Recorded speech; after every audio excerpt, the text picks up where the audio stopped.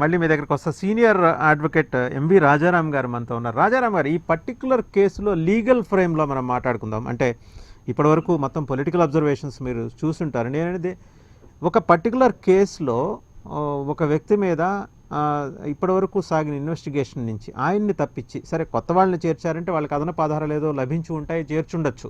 YV Subbareddy గారా లేకపోతే వసంత కృష్ణప్రసాద్ గారా అనే విషయం పక్కన పెడితే, హఠాత్తుగా ఒక పేరుని ఒమిట్ చేయటం అనేది, అంటే అది ఈడీ డిస్క్రిషన్ ప్రకారం జరుగుతుందా, లేకపోతే అంటే లీగల్ ఫ్రేమ్వర్క్లో వాళ్ళు వివిధ అంశాలకు సంబంధించిన నిపుణులతో చర్చించి ఒమిట్ చేస్తారా, లేకపోతే పర్సనల్గా ఆ కేసు ఎదుర్కొంటున్న విజయసాయిరెడ్డి పర్టికులర్ ఇష్యూలో విజయసాయిరెడ్డి గారు ఏమైనా అప్పీల్ చేసుకుంటే ఒమిట్ చేసే అవకాశం ఉందా?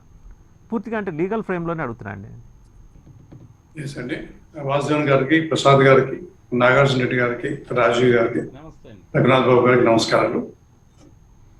విషయంలో చాలా ఇంపార్టెంట్ ఆస్పెక్ట్ ఏంటంటే, లీగల్లో ఎఫ్ఐఆర్ అన్నప్పుడు మనం చాలా జాగ్రత్తగా అబ్జర్వ్ చేయండి.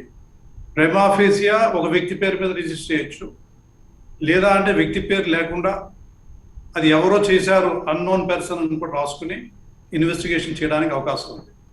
దాంట్లో లేదా అంటే 100 మంది పేర్లను అరేంజ్ చేసుకోవచ్చు. చేసిన తర్వాత ఇన్వెస్టిగేషన్లో ఎవిడెన్సెస్, అంటే ప్రైమా ఫేసి ఎవిడెన్సెస్ అన్ని కలెక్ట్ చేయాలి ఛార్జ్ షీట్ అన్నది ఏంటంటే, ఎఫ్ఐఆర్ అన్నది piece of evidence, prima facie జరిగింది అని. కానీ ఈ ఛార్జ్ షీట్ వచ్చేసరికి మీకు ఏంటంటే ఒక గ్రంథం తయారు చేయాలి. దానికి ఏంటంటే సపోర్టెడ్ ఎవిడెన్స్ కావాలి. లీగల్గా ఏంటంటే ఏ కోర్టుకైనా సరే ఎనీ ఆస్పెక్ట్ అది లీగల్ ఫ్రేమ్వర్క్లో ఉన్నప్పుడు ఆ వ్యక్తి ఉన్నాడా, ఆ వ్యక్తి తాలూకు అది ప్రమేయం ఉందా లేదా, ఉంటే ఎంతవరకు ఉన్నది, whether is required to be continued or not అన్నది ఒక అంశం. అట్లాగే డిలీట్ చేసేటప్పుడు ఆ వ్యక్తి మీద ప్రైమా ఫేసి కేసు లేదు, సో దీనికి రిలేషన్ ఎక్కడ లేదు అనే ఒక వ్యక్తి ఒక పాయింట్ ఆఫ్ వ్యూలో దాన్ని డిలీట్ చేయడానికి ఒక అవకాశం ఉంది. యాడ్ చేయడానికి సబ్సీక్వెంట్గా ఇన్వెస్టిగేషన్లో ఏవైనా ఎవిడెన్సెస్ ఎక్కడైనా సరే పూలప్ అయ్యి ఆ ఎవిడెన్సెస్లో లింక్స్ ఉంటే ఆ పర్సన్స్ని యాడ్ చేయడానికి అవకాశం ఉంది. ఇది మనకి క్రిమినల్ ప్రొసీజర్ కోడ్లో చాలా క్లియర్గా స్పష్టంగా చెప్తున్నారు. ఇక్కడ సాయిరెడ్డి గారి విషయంలో ఏంటంటే, నాకు నేను అబ్జర్వ్ చేస్తున్న పొలిటికల్ అనాలిసిస్ కానివ్వండి, లీడర్స్ చెప్తున్న దాంట్లో కానివ్వండి, ఐఎమ్ నాట్ కన్సర్న్, బట్ ఉండండి, it is my duty to say. ఇక్కడ సాయిరెడ్డి గారు ఈజ్ ఆడిటర్. ఆడిటర్ రెస్పాన్సిబిలిటీ అంటే I don't know, subject to corrections.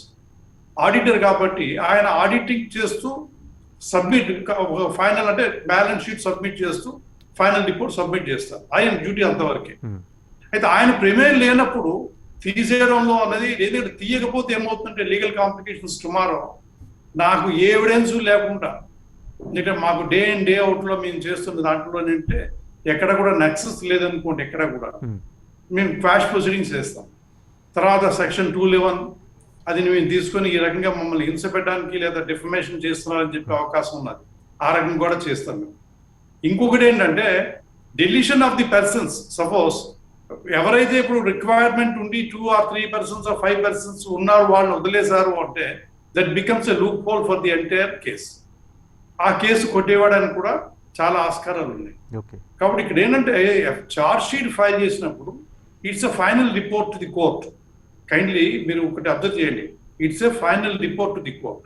So final report కోర్టుకి ఇచ్చేటప్పుడు they have to pool of evidence తోని రికార్డెడ్ గా ఉండాలి. ఎందుకంటే కోర్టుకి ఎప్పుడు కూడా రికార్డెడ్ ఎవిడెన్స్ కావాలి, సెకండరీ ఎవిడెన్స్ లీడ్ చేయడానికి లేదు. సో ఇక్కడ ఏంటంటే మీకు ఈ లీగల్ ఆస్పెక్ట్స్ లో ఇక్కడ పొలిటికల్ గా ఆయన ఉన్నాడా ఈయనున్నాడా అనేది అబ్జర్వ్ చేయరు. అట్లాగైతే మీరు చెప్తున్న దాంట్లో అయితే జగన్మోహన్ రెడ్డినే తీసేయాలి. సో ఆయన తీయలేదు, ఇక్కడ ఓన్లీ సాయిరెడ్డి గారిని తీశారు. ఎందుకంటే సాయిరెడ్డి గారు అందులో లేరు అని. జగన్మోహన్ రెడ్డి గారు చేశారా లేదా అన్నది లెటర్ పాయింట్ ఆఫ్ వ్యూలో అది it's depends upon the case అనుకోండి. So this are the legal framework అండి. కోర్టులో నిలవాలి అంటే ఆ వ్యక్తి మీద కేసు లేనప్పుడు ఆయన కంటిన్యూ చేస్తే అది కోర్టులో వీగిపోతుంది. లేని వ్యక్తుల్ని కానీ తీసుకుని వస్తే అది సంబంధం లేకపోతే ఆ రకంగా కూడా వీగిపోతుంది. రాజారాం గారు, ఇక్కడ ఒక అబ్జర్వేషన్, సిబిఐ ఏం చెప్తోంది, ఈ మొత్తం వ్యవహారం అంతా విజయసాయిరెడ్డి గారు చేయించారని చెబుతోంది, కానీ ఆయనకు లాభం కలిగిందని మాత్రం ఎక్కడ చెప్పట్లేదు సిబిఐ. ఇప్పుడు That's what నేను అదే అంటుంది. మరి చేయించారు అనడానికి చేయించిన వ్యక్తికి లాభం hearsay కలగకుండా evidence. ఎందుకు ఉంటుంది? అంటే లీగల్గా దీన్ని ఎలా అబ్జర్వ్ చేస్తుంది, కోర్టు ఎలా అబ్జర్వ్ చేస్తుంది? ఇది ఇప్పుడు ఆయన చేయించారు అనడానికి హియర్సే ఎవిడెన్స్ అండి. దట్ ఈస్ సెకండరీ ఎవిడెన్స్ కింద లీడ్ అవుతుంది. హియర్సే అంటే నేను విన్నాను, అది జరిగింది అన్నానికి పనికిరాదు. ఇక్కడ కాంక్రీట్ ఎవిడెన్స్ ఉండాలి. కాంక్రీట్ ఎవిడెన్స్ ఉన్నప్పుడే దాన్ని పరిగణలో తీసుకోబడుతుంది, లేదా అంటే that cannot be taken to consideration. So CBI probably they might have stated in order to escape the logical end.